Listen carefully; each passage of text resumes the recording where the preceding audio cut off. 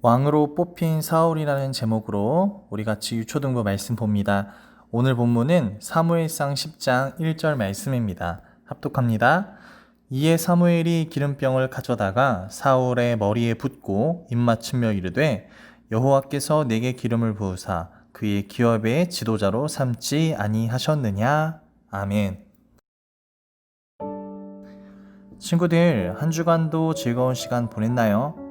하나님은 어떤 사람들을 부르시고 또 사용하시는지 오늘 말씀을 통해서 함께 보려고 합니다. 여러분들은 왕이 되기 위해서는 어떤 자격과 조건이 있어야 된다고 생각을 하나요? 백성들을 잘 다스려야 하니까 똑똑한 머리가 필요하다고 생각할 수도 있고, 외교적 활동을 위해서 화려한 외모가 필요하다고 생각할 수도 있을 거예요. 또 국민들의 마음을 사로잡아야 하기 때문에 인기가 있어야 할 것이고, 왕권은 대부분 세습이니 좋은 혈통과 집안을 가져야 한다고 생각할 수도 있어요.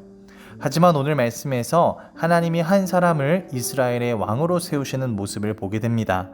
하나님이 왕으로 부르신 사람들은 누구이고 어떤 자격을 갖추어야 하는지 오늘 말씀을 통해서 함께 보기를 바랍니다. 오늘 말씀에는 청년 사울이 왕으로 뽑히는 모습이 나타납니다. 우선 사울은 왕으로 뽑히기 전에 사무엘을 만나게 되었습니다. 사무엘은 사울을 은밀히 만나서 그에게 기름을 부어 주었습니다. 기름을 부은 것은 그 사람이 하나님이 세우신 왕으로 부르심을 받는 것이라는 의미였어요.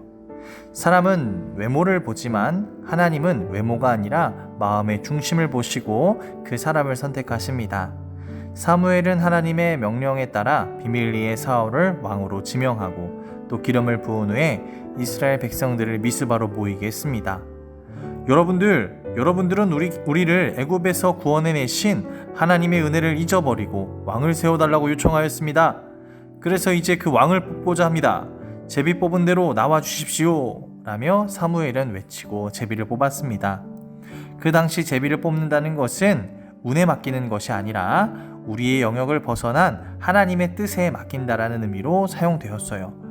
그렇게 제비를 뽑았더니 베냐민의 지파가 뽑혔고 그 중에서 미드리의 가족이 뽑혔죠.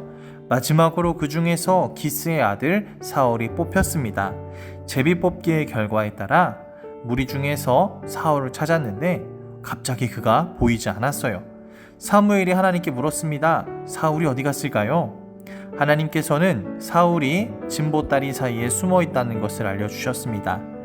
이스라엘 백성들은 키가 크고 외모가 아름다웠던 사울을 보고 뽑힌 저 사람이 우리의 왕이다 만세하며 환영했습니다. 이스라엘 사람들은 자신들을 의지하고 따를 만한 왕이 세워졌다며 멋진 사울을 보고 기뻐했습니다. 오늘 말씀을 통해서 우리에게 주시는 교훈이 무엇인지 두 가지로 함께 보겠습니다. 첫 번째로 하나님께서는 혼자가 아니라 사람을 통해 일을 하신다는 겁니다. 하나님은 혼자 하실 수도 있지만 사람을 통해 일하세요.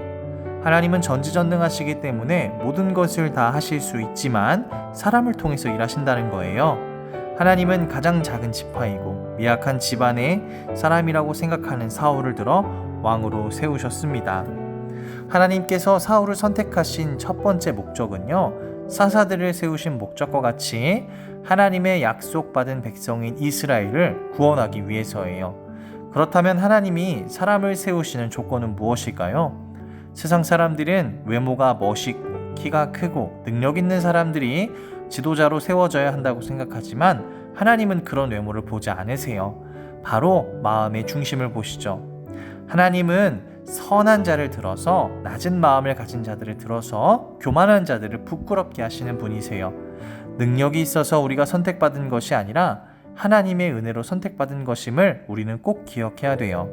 그렇기 때문에 하나님의 부름을 받은 사람이라면 자신의 능력을 의지하고 교만한 것이 아니라 부르신 하나님과 또 재능을 주신 하나님께 감사하며 겸손히 최선을 다해야 됩니다. 우리 친구들에게 찬양의 재능이 있다면 또는 말 잘하거나 공부 잘하는 지혜가 있다면 하나님께 감사하며 하나님을 위해 쓰임받는 지도자가 되기를 축복합니다. 두 번째는 겸손한 자를 하나님이 세우신다는 사실입니다. 하나님은 겸손한 사람을 세우셔서 들어 쓰십니다. 사울도 처음에는 겸손한 사람이었어요. 사무엘이 사울을 찾아와서 너를 왕으로 세우실 것이다 라고 얘기했을 때 사울이 대답했어요. 나는 가장 작은 베냐민 지파의 가장 연약한 사람입니다. 이렇게 겸손하게 대답했죠. 또한 미스바에서 제비 뽑기로 왕이 되었을 때에도 사람들을 피해 진보다리에 숨어있던 사람이었어요. 사울은 스스로 자기가 왕이 될 자격이 없다고 생각하였기 때문에 진보다리에 숨어 있었죠. 이처럼 하나님은 자신 있다고 생각하는 사람보다 하나님의 은혜가 없이는 살 수 없습니다 라고 생각하는 그런 사람들을 부르십니다. 하나님은 그랬던 사울을 선택하셔서 새 사람으로 변화시키고 왕으로 세우셨어요. 소심하고 자신이 없던 사울을 용감하게 만드셔서 전쟁에서 앞장서는 용감한 사람으로 만드셨죠. 여러분들은 하나님께서 사울처럼 나를 부르신다면 어떻게 대답할까요? 하나님은 겸손한 자들을 부르시고 세우신다는 것을 기억하며 하나님의 은혜 없이는 살아갈 수 없습니다. 고백하는 우리 친구들이 되기를 바랍니다. 말씀을 맺습니다. 하나님께서 사울을 이스라엘 왕으로 세우시는 이야기가 우리에게 주는 말씀의 교훈은요. 하나님은 사람을 통해서 일하시며 또 겸손한 사람을 부르신다는 거예요. 하나님이 친구들에게 주신 재능은 세상에서 잘 먹고 잘 살라고 주신 것이 아니라 이처럼 하나님께서 우리를 들어 쓰셔서 백성들을 구원하시고 하나님의 말씀을 전파하라고 주신 거예요.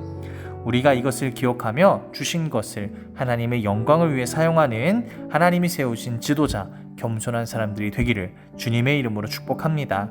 말씀을 붙들고 기도합니다. 하나님 감사합니다.